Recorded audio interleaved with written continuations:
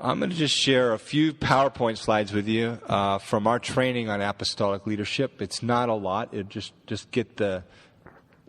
prime the pump, get the juices flowing, and get the thoughts going, and then that will stimulate a lot of questions. I'm also going to turn it over to Ross to share his insights as well, and from there we'll have lots to talk about. Does that sound good? Now, because I come from a background that doesn't believe apostles still exist, it was rather frustrating growing up. No, but I want to share a few words about the continuation of apostles, if there's anyone in here who comes from that point of view. But here's my hunch. Within 5 years, I will not have to do this again. Because God is doing something across the country, across the Christendom, and it's just becoming more and more acceptable that all 5 gifts exist. But here are some words. There's stringent requirements for the selection of the 12 apostles. What are some of the requirements? Anyone? They have seen Christ. With him from the very beginning of his earthly walk. Well, his earthly ministry, let's say that. Good. Those are pretty... now, raise your hand if you qualify. All right, none of you. There are only to be 12 apostles in that category. Their names will be on the 12 cornerstones of the New Jerusalem. There are not 13 cornerstones. There are 12. They are a reflection of the 12 tribes of Israel. There are not 13 or 14. So it's a specific number and a specific role. This is what it says in 1 Corinthians 15. Christ died according to the Scriptures, was buried, rose on the third day according to the Scriptures, and appeared to many. It says he appeared to Cephas, who's Cephas? Peter. Then to the 12. Now, I want you to note the use of the word the 12. Interesting thing is, there were only 11 of them. Why? Yeah, because Judas had killed himself and Matthias had not been appointed. When he appeared to the 12, they were called the 12, but there were only 11. It's a specific office, a special term, original of the 12 apostles. We are not talking about being one of those. All right? It goes on, it says, after that he appeared to more than 500 brethren at one time, most of whom remain until now, and some have fallen asleep. Then he appeared to James, then to all the apostles. No, not time out. He already appeared to the 12, and now he's appearing to all the apostles. And when he appeared to the 12, there were only 11. Did Judas come back to life or something? Who are all the apostles?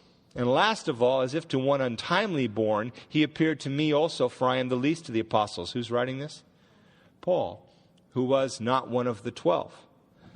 And I've seen theologians try to squeeze Paul in, but I don't think that works.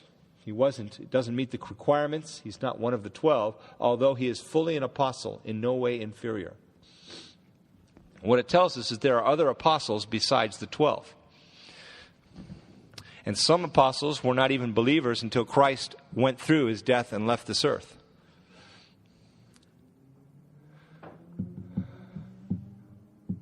Now, there's also a woman apostle mentioned in the New Testament, Junia, actually.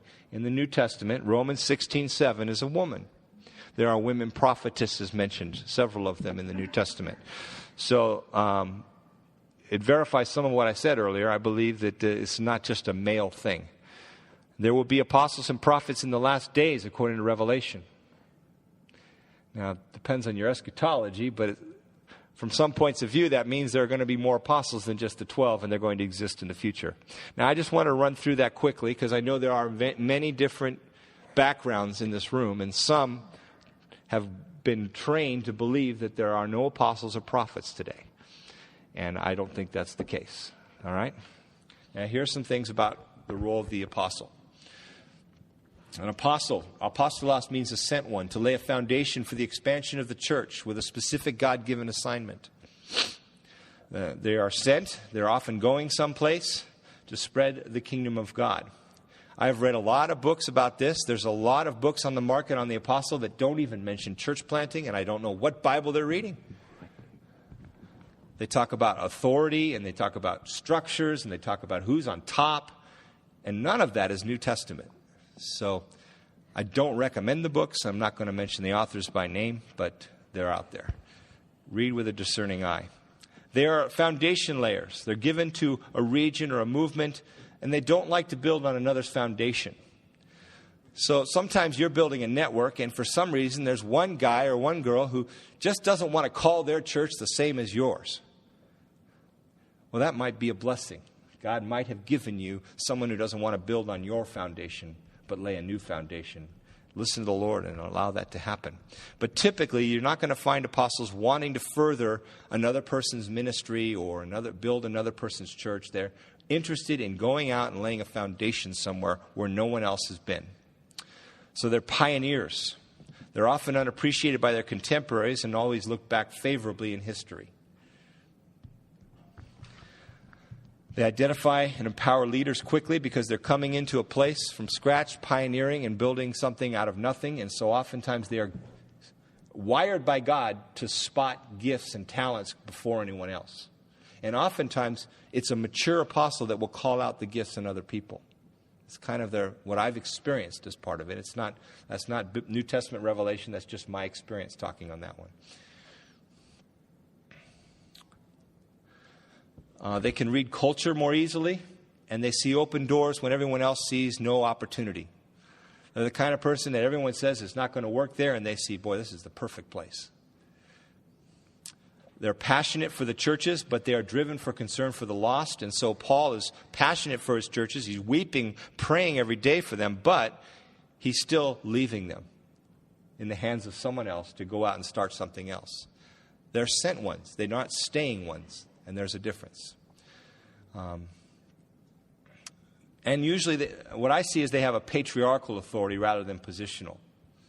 It's not a hierarchical thing. The only kind of authority they have is Christ in them, and oftentimes it's relational or I say patriarchal, and I don't mean to be sexist in this.